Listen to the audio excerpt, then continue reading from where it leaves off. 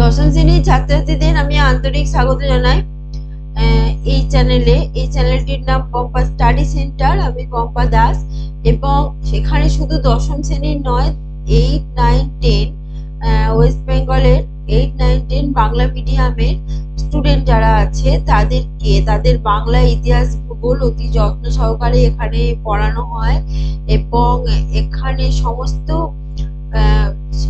কিছুর স্বচ্ছ একটা ধারণা দেওয়ার চেষ্টা করা হয়, যাতে পড়াশোনার কাজ তো স্টুডেন্টই করবে।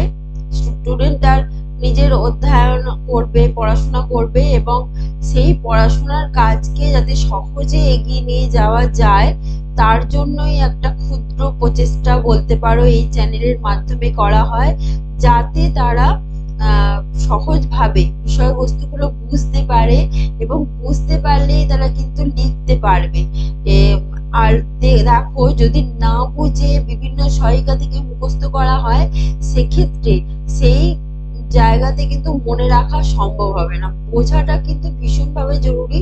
আর এই বোঝার জায়গাটা যদি খুব সহজভাবে খুব কম সময়ের মধ্যে করে ফেলা যায়, তাহলে যেমন সময়ও বাঁচবে, সেই রকম পরিশ্রম বাঁচবে এবং একঘেয়েমিও লাগবে না। ঠিক আছে, অনেক বেশি মজাদার হয়ে উঠবে বাংলা, ইতিহাস, ভূগোল এই তিনটে সাবজেক্ট। অনেকেরই এই আর্টসের তিনটে সাবজেক্টের উপর ভীতি আছে, ভালো লাগে না, বিরক্তি লাগে, এরকম একটা মনোভাব রয়েছে। সেই জন্য এই তিনটে সাবজেক্ট যাতে সহজে বুঝতে পারে, সেই জন্যই এই ছোট্ট প্রয়াস বলতে পারো। তারা যদি মনে করে যে চ্যানেলটির যে ভিডিওগুলো তাদের ভালো লাগছে, তাহলে সঙ্গে থাকতে পারে এবং সাবস্ক্রাইব করে নিতে পারে। লাইক এবং কমেন্ট করলে আমাদের মতন যারা এই খেটে খুঁটে ভিডিও তৈরি করি তারা অনেক বেশি মোটিভেটেড হই। আমাদেরও মোটিভেশনের দরকার হয়, আমরা অনেক বেশি মোটিভেটেড হই এবং আরো উৎসাহী হয়ে আরো ভিডিও তৈরি করতে আগ্রহী হয়ে পড়ি। সেজন্য লাইক করাটা কিন্তু খুব জরুরি। ঠিক আছে, আচ্ছা। আর যেটা হচ্ছে আজকে যে জন্য ভিডিওটা করা, সেটা হচ্ছে বাংলা ইতিহাসের আমি চ্যাপ্টার ওয়াইজ অনেক ভিডিও দিয়েছি, আরো 2-3টে ভিডিও দিলে মোটামুটি ইতিহাস বইয়ের চ্যাপ্টার ওয়াইজ ভিডিও দেওয়া শেষ হয়ে যাবে। আজকে আমি বাংলার চ্যাপ্টার ওয়াইজ ভিডিও দেওয়ার কথা বলবো। যেটা হচ্ছে বাংলার কিন্তু কয়েকটি বিষয় আছে যেগুলো কিন্তু পড়তেই হবে, যেটা হচ্ছে গদ্য, পদ্য, প্রবন্ধ, নাটক, রচনা, প্রতিবেদন, অর সংলাপ, উপন্যাস আছে একটা, আচ্ছা, ব্যাকরণ। ঠিক আছে, আর বঙ্গানুবাদ, এতগুলো টপিক পড়তে হবে। সেক্ষেত্রে আজকে এই টপিকগুলো সমস্তই আমি আলোচনা করে দেবো। দেখো, প্রত্যেকটা গদ্য, পদ্য, নাটক, সমস্ত কিছু নিয়ে আমার অনেক ভিডিও আছে, প্লে লিস্টে গেলেই দেখতে পাবে। ক্লাস 10-এর ভিডিও, 10-এর বাংলা, ব্যাকরণ টাকরণ নিয়ে অনেক ভিডিও আছে। এই ভিডিওগুলোতে যে চ্যাপ্টার ওয়াইজ আমি ভিডিও শুরু করছি, এই ভিডিওতে কিন্তু মূলত ডিসকাশন থাকবে, যাতে সহজে কিছু টিপস অ্যান্ড রেগুলেশন থাকবে, টিপস নিয়ম থাকবে, যেগুলো তুমি সহজে যদি অনুসরণ করো তাহলে অ্যান্সারটা লেখা অনেক সহজ হয়ে যাবে। সেই জন্য এই ছোট্ট প্রচেষ্টা স্টুডেন্টের জন্য। স্টুডেন্টের যদি ভালো লাগে, তাদের যদি কাজে আসে এই নিয়মগুলো, তার কিন্তু আমার খুবই ভালো লাগবে। আচ্ছা, প্রথমে আসছি গদ্য পদ্য বিষয় কিছু কথা বলার। আজকে অবশ্যই একটা সামারি বেস ভিডিও, গদ্য পদ্য বিষয়ে কিছু কথা বলার। প্রথমে বলি যে দশম শ্রেণীর যে গদ্য এবং পদ্যগুলি আছে, সেগুলো কিন্তু পড়ার সময় এইটা মাথায় রাখতে হবে যে লেখক সাহিত্যিক যারা ওই গল্প লেখেন, কবিতা লেখেন, তাদের পেছনে কিন্তু কিছু উদ্দেশ্য বা কিছু বার্তা, ইচ্ছা থাকে। ঠিক আছে, তাহলে বুঝে নিতে হবে যে এই যে গদ্যের যে ঘটনাগুলো, প্রথমে গদ্যে আসি, গদ্যের যে ঘটনাগুলো বলা হয়েছে সবই কিন্তু এমন ভাবে লেখা হয়েছে, এমন ভাবে কথা তৈরি করা হয়েছে, যার মাধ্যমে পাঠকের একটা বার্তা উপস্থিত হয়, একটা উদ্দেশ্য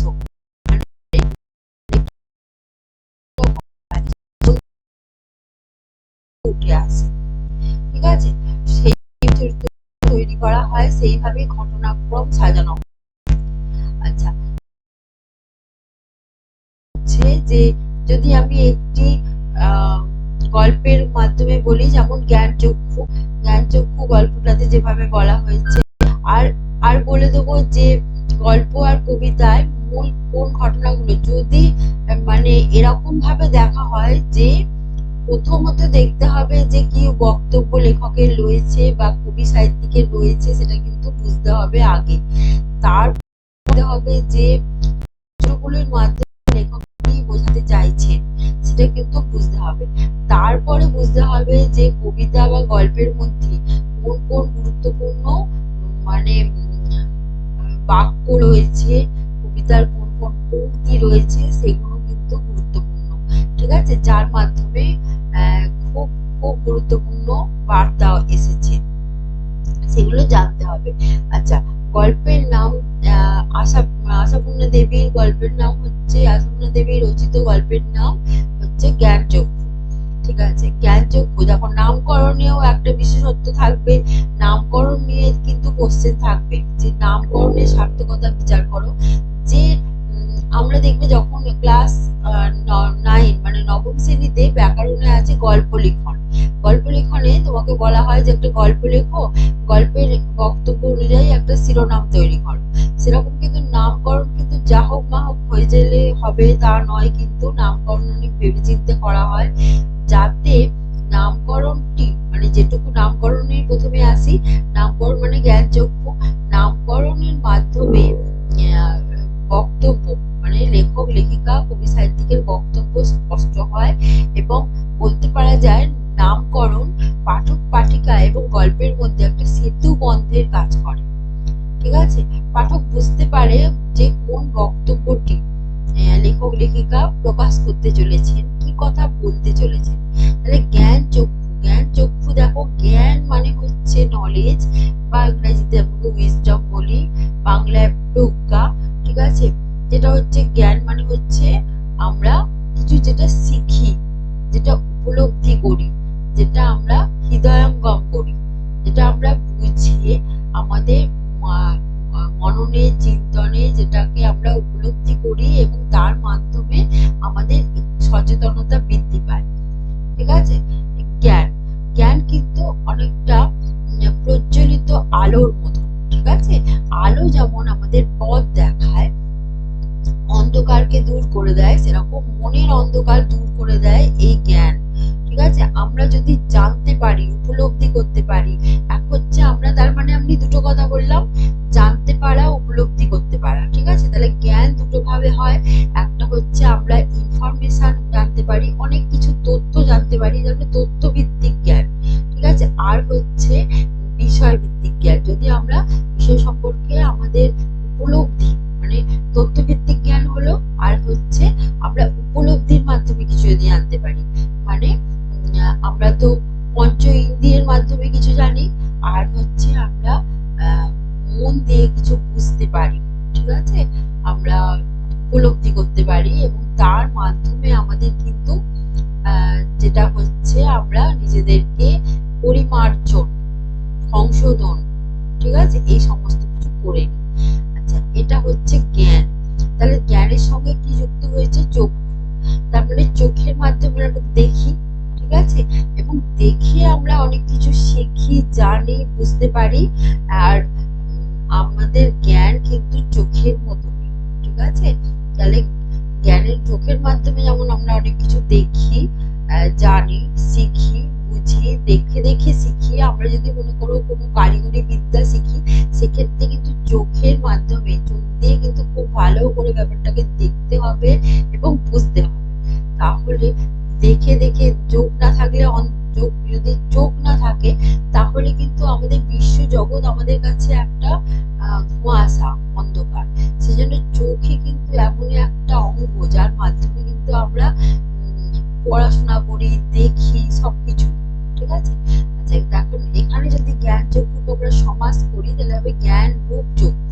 তারপরে জ্ঞান আর চোখ দুটো সমার্থক হয়ে গেছে। ঠিক আছে, জ্ঞানের মাধ্যমে যেমন আমরা সবকিছু উপলব্ধি করি, জানতে পারি, সেরকম জ্ঞান হলে মাধ্যমে কিন্তু আমরা অনেক কিছু জানতে পারি, বুঝতে পারি, চোখকে দেখে জানতে পারি।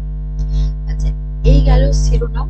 এবং শিরোনাম বলতে গেলে যদি বলে নামকরণের সার্থকতা বিচার করো, সেক্ষেত্রে প্রথমে তো একটুখানি বলে নিতে হবে নামকরণ বিষয়টা কি, নামকরণ কেন করা হয়, ঠিক আছে। তারপরে বিষয় সম্পর্কে সংক্ষিপ্ত ধারণা দিতে হবে, তারপরে বিশ্লেষণ করে বুঝিয়ে দিতে হবে যে এই নামকরণটা সঠিক হয়েছে, ঠিক আছে, বিষয়ের পরিপ্রেক্ষিতে সঠিক হয়েছে সেটা কিন্তু বুঝিয়ে দিতে হবে। তার মানে মোটামুটি 3টে প্যারাগ্রাফ তো করতেই হবে, ঠিক আছে।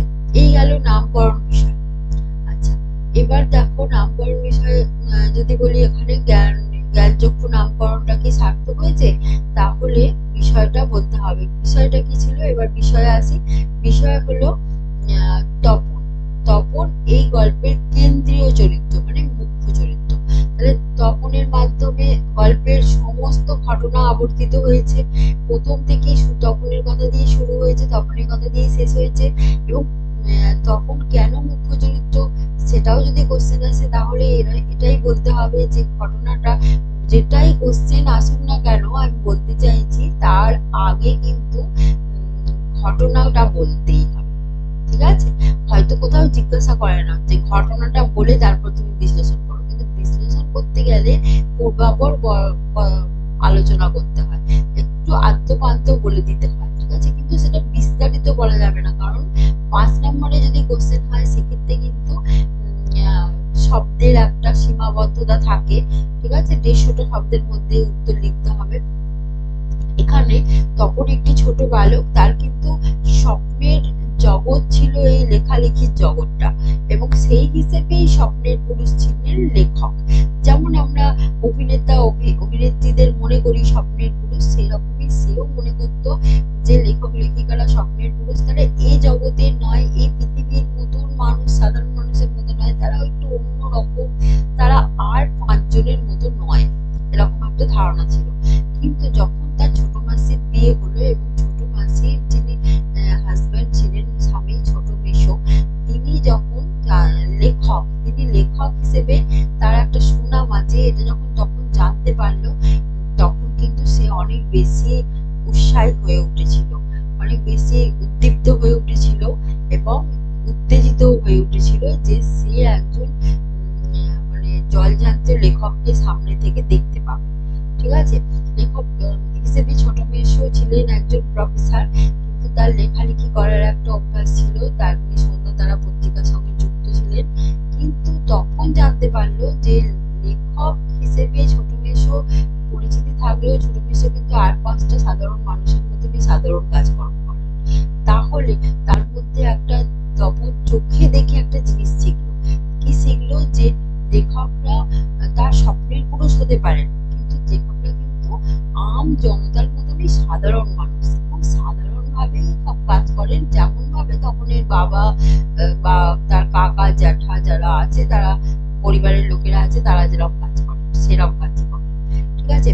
যেমন চায়ের টেবিলে তর্ক করেন, খাওয়া দাওয়া করেন, ঘুমান, সবকিছু একই, সেম সেম, ঠিক আছে। এটা তো সে দেখে শিখলো। এবার সে জ্ঞান হলো তার, ঠিক আছে। দেখার পর তার জ্ঞান হলো, ঠিক আছে।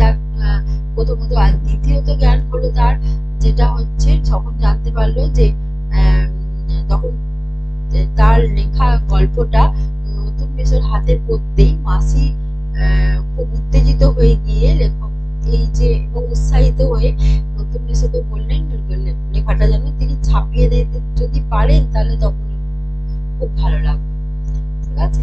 এটা ছোট মেশোর উপযুক্ত কাজ, মেশোর উপযুক্ত কাজ হয়েছে।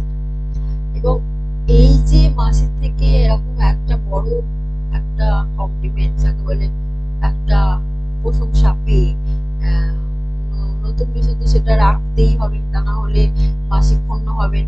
সেই জন্য তিনি হয়তো সেই কারণেই তপনের লেখাটা নিলেন এবং উৎসাহী হয়ে উঠে ছাপানোর কথা বললেন, এবং তিনি ছাপিয়ে দেবেন, ব্যবস্থা করে দেবেন, সেটাও বললেন। কিন্তু ছাপানোর পরে যেটা ঘটনা ঘটলো, দেখা গেল তিনি কারেকশন করে দেবেন বলেছেন যে একটু কারেকশন করে দিতে হয়েছে, কিন্তু কারেকশনের নামে কি করেছেন, তিনি সবটাই আদ্যপান্ত পরিবর্তিত করে দিয়েছেন। সৃষ্টিকর্তা যিনি হন, সৃষ্ট কর্মেই তার সবচেয়ে বড় আনন্দ। সৃষ্টিকর্তা মানে যিনি চিত্রকর, যেমন চিত্রে তোমরা পড়েছিলে বেগম রোকেয়ার একটা গল্প ছিল হিমালয় দর্শন, চিত্র নৈপুণ্য দেখেই চিত্রকরের দক্ষতা বা কৃতিত্ব বোঝা যায়। সেরকমই যদি যেটা সৃষ্টি করে মানে সৃষ্ট কর্মের মাধ্যমে সৃষ্টিকর্তা বেঁচে থাকে, ঠিক আছে।